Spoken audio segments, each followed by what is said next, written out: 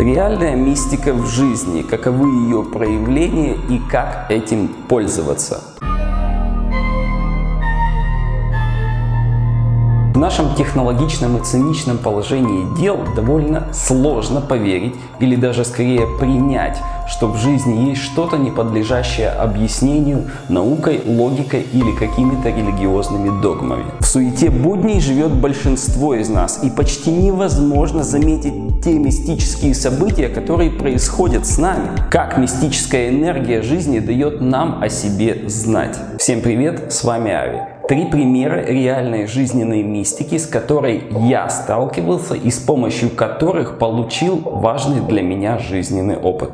Первый пример – это вечная тема любовных треугольников. В них бурлит похоть тела и страсти души. Хаос жизни сложился в такую незамысловатую мозаику. Женатая женщина по своему желанию уединилась с мужчиной, будучи в командировке в другом городе. Это был их первый раз. Она долго на это решалась и, наконец, пришла к этому. Поздний вечер, гостиничный номер, бутылка шампанского. Когда женщины сняли бюстгальтер и руки любовника скользили по ее довольно широким бедрам, чтобы не спеша стянуть ее слегка кружевные трусики, в этот самый момент женщине звонит ее муж. Именно тогда, когда страсть должна была воплотиться в физическом слиянии тел любовников. Муж этой женщины почувствовал это, а то был другой город и не самый близкий. Хотя до этого подобным не страдал, имея в виду ревностью и внезапными вечерними звонками. Как тогда он мог так угадать с моментом? Это сильная энергетическая связь между ними.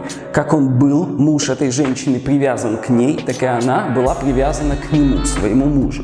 Но по своему желанию она разорвала эту связь. Они потом развелись. Вот так мистическое ощущение проявилось в реальной жизни и разрушило, казалось бы, крепкую по всем канонам общества образцовую пару. Хотя никто никого в реале не застал за физической изменой. Они не пережили этого именно в мистическом плане. Энергетической связи уже не было, она была разорвана, а материальная их не удержала вместе, хотя именно на материальном они и сошлись. Из этого примера я понял, что нужно быть аккуратным в своих страстях, если ты хочешь, чтобы твой близкий, кого ты выбрал себе в спутнике жизни, был с тобой рядом и был счастлив при этом. Если ваша жизнь – это инерция и течение непонятно куда, или в вас нет огня и таланта лицедея, тогда не играйте с подобным.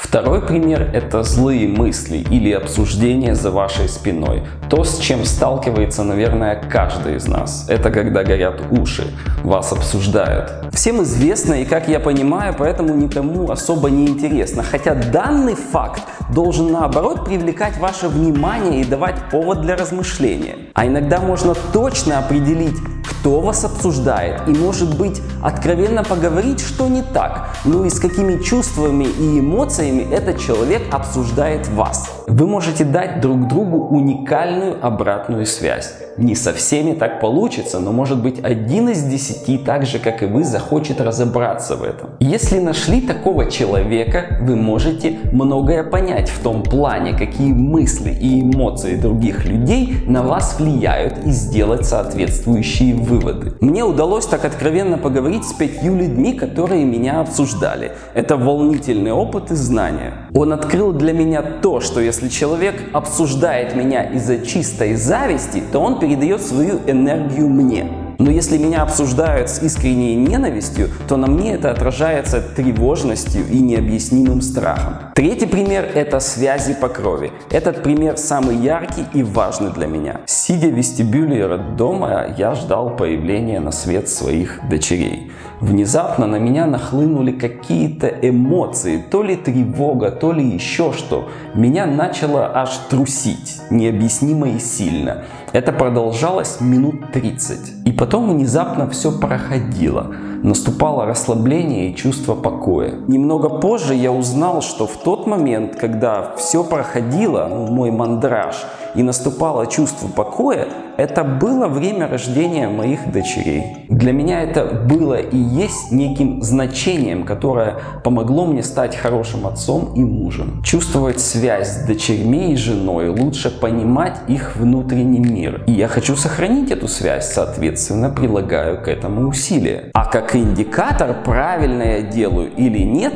это то чувство близости, что я испытал в момент их рождения, и как я чувствую нашу связь сейчас. Как пользоваться знанием, пониманием, что часть нашего жизненного пути носит мистический характер. Это возможность заглянуть за грань своих обычных бытовых переживаний и действий, вынырнуть из потока суеты, получить ответы на многие вопросы без визитов к психологу или религиозному сановнику. Главное, будьте открытыми такому пониманию, и ваша интуиция вам в этом поможет. Но помните, что в любом нужно знать баланс. Понимать и интересоваться мистической составляющей жизни важно, но не менее важно зарабатывать деньги. Увидеть мистические энергии жизни невозможно, если ваша биологическая сущность взяла полный контроль над событиями и решениями вашей жизни. Но в то же время никакая мистика вам не нужна, если вы не можете обеспечить себя и свою семью нормальной жизнью. Уверен, в жизни каждого есть совершенно разные мистические ситуации, которые были лишь однажды или же которые повторяются и что-то хотят вам сказать своим проявлением. Делитесь в комментариях своими примерами мистических событий в вашей жизни. Мне более чем интересна эта тема. Хотя бы ради того, что впереди у нас много новых побед. Впереди у нас нового мира расцвет. Всем спасибо, всем пока. С вами был Ари.